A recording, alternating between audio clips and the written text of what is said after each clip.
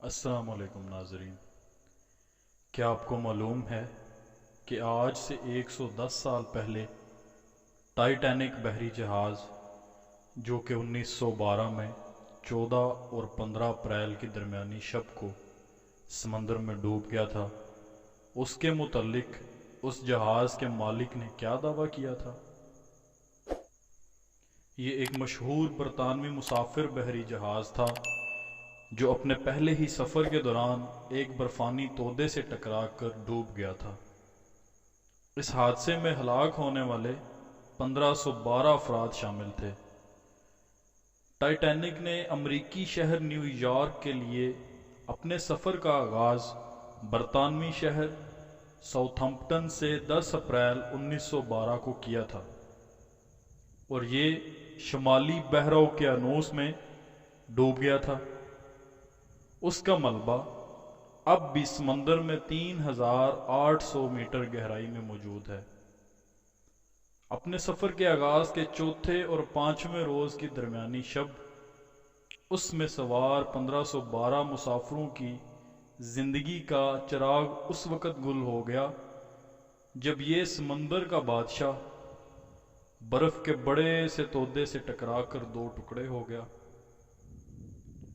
Life bots کے ذریعے Titanic کے صرف 724 مسافر زندہ بچ پائے، کیونکہ اس کے متعلق ہی مشہور تھا کہ یہ کبھی نہیں ڈوبے گا۔ اس لیے اس پر زندگی بچانے والی کشتیاں بہت کم رکھی گئی تھیں۔ اگر لائف بوٹس زیادہ ہوتی تو سارے لوگ بچ سکتے تھے، کیونکہ اس جہاز کو ٹکر کے بعد ڈوبنے میں تقریباً 2 گھنٹے اور 40 منٹ لگے تھے۔ کہا جاتا ہے کہ مرنے والوں کی تعداد 1512 سے بھی کافی زیادہ تھی، کیونکہ جن لوگوں کی جہاز کے عملے سے جان پہچان تھی ان میں سے بہت سے لوگ بغیر ٹکٹ کے اس پر سوار ہو گئے تھے، جس کا کوئی ریکارڈ ہی موجود نہیں۔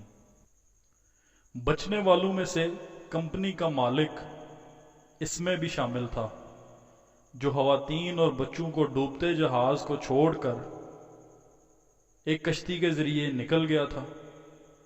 اس خود غرضی پر وہ پوری زندگی نفرت کا نشانہ بنا رہا۔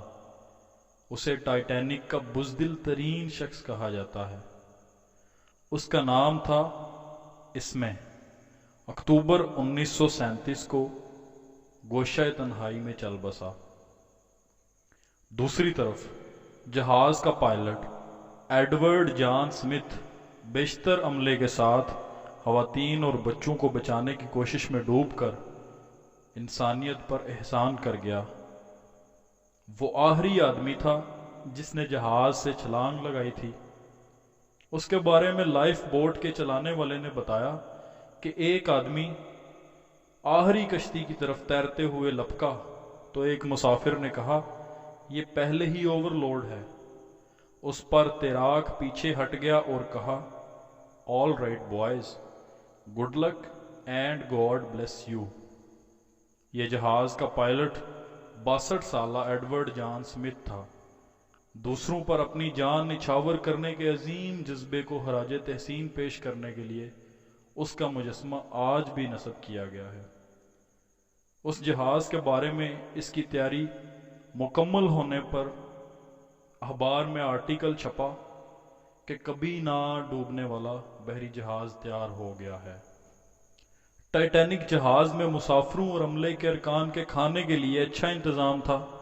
جہاز میں 86,000 پاؤنڈ گوشت، 40,000 انڈے، 40 ٹن آلو، 3,500 پاؤنڈ پیاز اور 36,000 سیب اور مختلف قسم کے کھانے کی اشیاء تھیں۔ ٹائٹینک کی زیادہ سے زیادہ رفتار 43 کلومیٹر فی گھنٹہ تھی۔